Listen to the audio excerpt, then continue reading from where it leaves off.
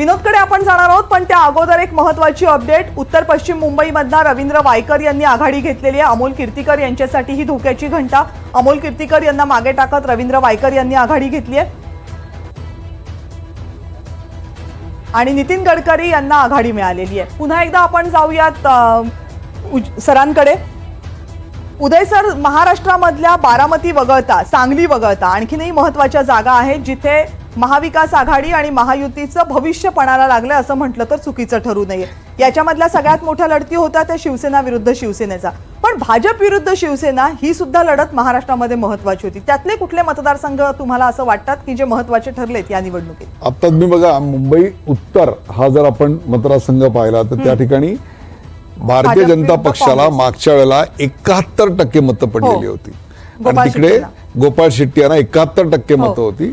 त्यामुळे तो मतदारसंघ भारतीय जनता पक्षाला जर आता स्वतःकडे ठेवण्याकरता स्ट्रगल करावं लागत असेल तर ती देखील एक प्रकारे सूचना आहे असं आपल्याला म्हणता येईल. उत्तर मध्यमध्ये जिथे पूर्वी पूनम महाजन होत्या तिकडे आता उज्ज्वल निकम आहेत, तिथे सुद्धा कन्व्हिन्सिंग मार्जिन होतं. 53% मतं एकूण भारतीय जनता पक्षाला पडलेली होती. आणि उत्तर पूर्व जिकडे पूर्वी किरीट सोमय्या असायचे आणि आता मिहीर कोटेचे आहेत तिकडे 56% मतं भारतीय जनता पक्षाला होते. म्हणजे 50%पेक्षा जास्त मतदान मिळालेले त्यांचे हे सगळे मतदारसंघ होते आणि ते आज एक प्रकारे संघर्षाच्या मोडमध्ये दिसत आहेत. ही एक वेगळी सूचना आहे. त्यामुळे एक गोष्ट आता मात्र नक्की दिसते ती म्हणजे पूर्वीसारखं 3-3.5 लाखाच्या फरकाने उमेदवार निवडून आलेत असं चित्र आता दिसणं फार कठीण असणार आहे. म्हणजे खरा वारसदार कोण याचं उत्तर शोधता शोधता त्याचा फटका भाजपला पण मोठा बसताना दिसतोय. माझं मत आहे की त्यांच्या मतांची आघाडी कमी होणार आहे. दोन्ही 100%. जे पूर्वी 3 लाखांनी 4 लाखांनी जिंकलेले मतदारसंघ होते ते आता त्यांना राखण्याकरता काही हजारावर किंवा 1-1.5 लाखावर यायला लागतंय.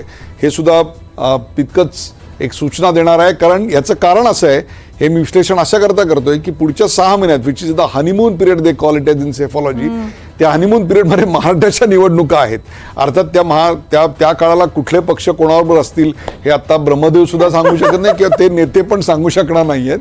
परंतु ते जर ट्रेंड पाहिला तर आता या सर्वच पक्षांना स्ट्रगल करणं. सुप्रिया सुळे 14,073 मतांनी आघाडीवर आहेत. म्हणजे ही आघाडी कम्फर्टेबल आघाडी. मागचे अर्धा तास सुप्रिया सुळे त्यांची आघाडी टिकवण्यात ही एक महत्वाची आणि लक्षणीय बाब आहे. अर्थात कुठले मतपेट्या उघडल्या हे अजून त्या आपल्याकडे स्पष्ट झालेलं नाहीये. बारामतीच्या आहेत का, पुरंदरच्या आहेत का, भोरच्या आहेत का, खडकवासल्याच्या आहेत का, दौंडच्या आहेत, हे काय अजून स्पष्ट झालेलं नाहीये आणि काही वेळातच ते स्पष्ट होईल. त्यामुळे सुप्रिया सुळे यांना आघाडी मिळताना दिसते बारामतीमध्ये.